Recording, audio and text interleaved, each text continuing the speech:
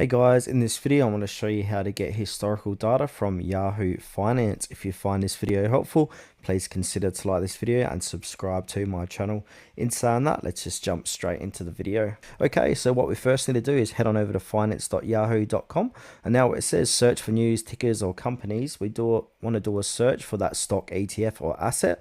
So for this demonstration, I'm going to do a search for Apple, and now I'm going to choose the Apple stock here.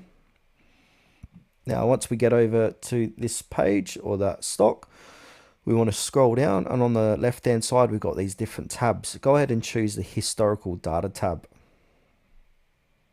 And now this is going to show you all the historical data for that.